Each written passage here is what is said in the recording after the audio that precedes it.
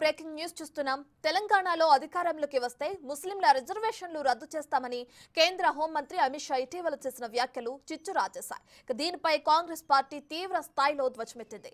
BJP మరోసారి అధికారంలోకి రిజర్వేషన్లను రద్దు చేసే కుట్ర జరుగుతోందని కాంగ్రెస్ ఆరోపిస్తుంది. రాజ్యాంగ పరిరక్షణ పేరుతో గాంధీ భవన్ దీక్ష చేపట్టింది. రాజ్యాంగాన్ని మార్చే కుట్ర బీజేపీ చేస్తుందని ఆరోపిస్తుంది.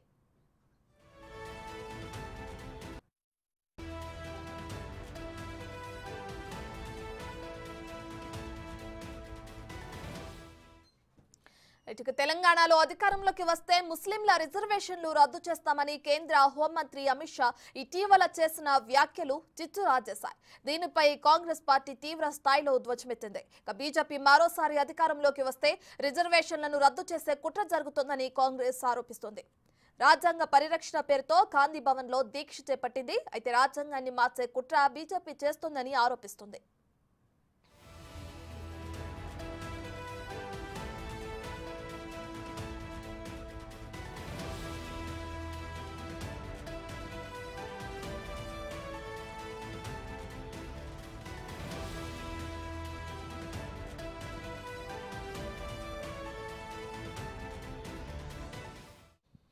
ఇక గాంధీ భవన్ లో రాజ్యాంగ పరిరక్షణ పేరుతో అటు కాంగ్రెస్ ఒక దీక్ష చేపట్టింది. అయితే దీనికి సంబంధించిన డీటెయిల్స్ మా ప్రతినిధి సాదిక్ ని అడిగి తెలుసుకుందాం. సో సాదిక్, ఇప్పటికే చూసుకుంటే ఏదైతే బీజేపీ హోంమంత్రి అమిత్ షా కొన్ని వ్యాఖ్యలు చేశారు, ముస్లింల రిజర్వేషన్లు రద్దు చేస్తామని, దీనికి సంబంధించి అటు కాంగ్రెస్ చేపడుతున్న ఆ దీక్ష ఎక్కడి వరకు వచ్చింది, ప్రస్తుతం అక్కడ ఎవరెవరు పాల్గొంటున్నారు ఈ దీక్షలో? రత్న, కాంగ్రెస్ పార్టీ దళిత్ కాంగ్రెస్ ఆధ్వర్యంలో జరుగుతున్నటువంటి రాజ్యాంగ పరిరక్షణ దీక్ష ప్రారంభమైంది గాంధీ భవన్లో. ప్రధానంగా బీజేపీ కనుక మరోసారి అధికారంలోకి వస్తే రాజ్యాంగాన్ని మారుస్తారు, అదేవిధంగా మనువాద సంబంధించినటువంటి రాజ్యాంగాన్ని తీసుకొస్తారని కూడా దేశవ్యాప్తంగా చర్చ కొనసాగుతున్న నేపథ్యంలో కాంగ్రెస్ పార్టీ ఆధ్వర్యంలో ఇక్కడ ధర్నా చేస్తున్న దీక్ష చేస్తున్నటువంటి పరిస్థితి మనకు కనబడుతుంది. ప్రధానంగా మనతో పాటు ప్రీతం ఉన్నారు. ప్రీతం గారిని అడిగి మరిన్ని విషయాలు తెలుసుకుందాం. ప్రీతం గారు, ఈ యొక్క ప్రధానమైనటువంటి ఉద్దేశాలు ఏంటి? ఈ రాజ్యాంగ పరిరక్షణ దీక్ష ఒక ప్రధాన ఉద్దేశాలు. ఇప్పుడు భారతదేశంలో రాజ్యాంగాన్ని మార్చే సమయం ఆసన్నమైంది. ఇది 1925లో ఇప్పుడు మా కాంగ్రెస్ పార్టీ అనేది మా మదర్ సంస్థ. కాంగ్రెస్ పార్టీ కింద మాకు SCCL, BCCL, NSU youth Congress ఉంటుంది. కానీ బీజేపీకి మాతృ సంస్థ ఆర్ఎస్ఎస్. ఆ ఆర్ఎస్ఎస్ ఫామ్ అయ్యి 1925లో ఆర్ఎస్ఎస్ ఫామ్ అయింది.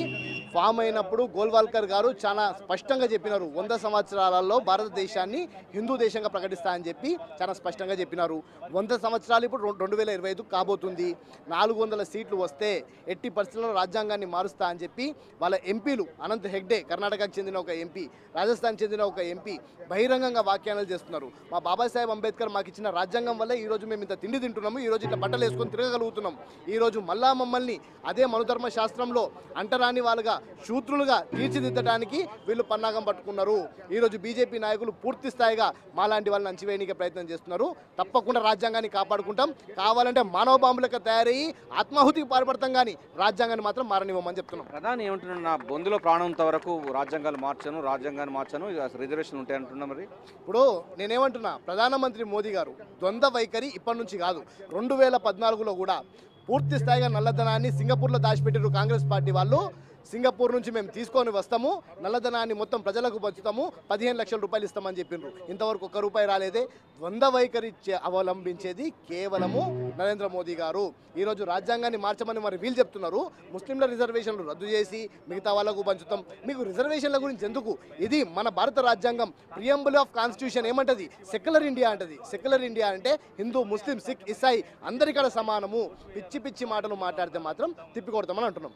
మాజీ మంత్రి గారు ఉన్నారు, చంద్రశేఖర్ గారు. చెప్పండి, బీజేపీ సంబంధించినటువంటి విధానాలు మీకు బాగా తెలుసు కనుక ఎందుకు రాజ్యాంగాన్ని మార్చాల్సిన అవసరం వారికి ఎందుకు వస్తుంది అనుకుంటున్నారు? 543 ఉన్న ఈ యొక్క భారతదేశంలో పార్లమెంట్ సీట్లలో 400 సీట్లు కావాలని చెప్పేసి బాటంగా కోరుకుంటున్నారు వాళ్ళు.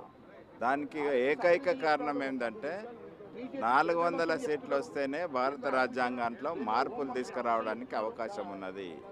కాబట్టి దీనికి ఈరోజు 10 సంవత్సరాలు పరిపాలన చేశారు. కొత్తగా ప్రధానమంత్రి అయ్యేది ఏం లేదు. కానీ ఈసారి 400 ఇవ్వండి, రాజ్యాంగాన్ని మార్చి పారేసేస్తున్నాం. రాజ్యాంగాన్ని మార్చనీకే మాత్రమే ఈసారి భారతీయ జనతా పార్టీ పోటీ చేస్తుంది.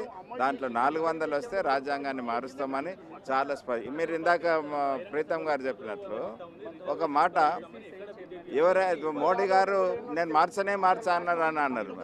రాజ్యాంగాన్ని మార్చానని చెప్పి మోడీ గారు అన్నారు. నీ ఎంపీలు బీజేపీ ఎంపీలను ఎందుకు కట్టడి చేస్తలేరు? దాన్ని ఎందుకు వ్యతిరేకిస్తలేరు? ఆయన మీద ఎందుకు యాక్షన్ తీసుకోలేదు? యాక్షన్ తీసుకోవాలా కదా. మా ఎంపీ ఒకవేళ నీవేమో మార్చమంటున్నావు, మారుస్తామని చెప్పేసి మీ ఎంపీ అన్నప్పుడు మీ ఎంపీ మీద యాక్షన్ తీసుకోవాలి. కాబట్టి యాక్షన్ లేదు. కాబట్టి ఖచ్చితంగా ఇది రాజ్యాంగాన్ని మార్పు చేయడానికి అయ్యే ఎలక్షన్. కాబట్టి మా బ్రదర్స్ ఎవరైతే ఉన్నారో ఆ బ్రదర్స్ వాళ్ళు ఈరోజు బీజేపీకి మద్దతుగా పోతున్నారు. కాబట్టి నాయన బీజేపీకి మద్దతు చేయదని మా వాళ్ళకు హెచ్చరిక చేస్తూనే రాజ్యాంగాన్ని రక్షించుకోవాలని చెప్పేసి మేము ఈరోజు ధర్నా చేస్తాం. రాజ్యాంగం అన్నది సంక్షోభంలోకి, రాజ్యాంగం అన్నది మనుగడకు ప్రశ్నార్థకంగా మారబోతుందా? ఆ సంకేతాలు అట్లా కనబడుతున్నాయా? ఎస్, డెఫినెట్గా. ఎందుకంటే ఇక్కడ మనం గుర్తు చేసుకోవాల్సింది ఏంటంటే కేసీఆర్ గారు ఒక రోజు చాలా స్పష్టంగా రాజ్యాంగాన్ని మారుస్తానంటే ఈరోజు బీజేపీతోని తోక పార్టీగా ఉండి ఈయన కూడా దానికి సపోర్ట్ చేయాలని, టీఆర్ఎస్ కూడా సపోర్ట్ చేయాలనే ఆలోచనలో ఉన్నది. కాబట్టి మనకు ఖచ్చితంగా ఇది వాళ్ళు వీళ్ళు కలిసి రాజ్యాంగాన్ని మార్చాలనే ప్రయత్నం చేస్తున్నమాట వాస్తవమే.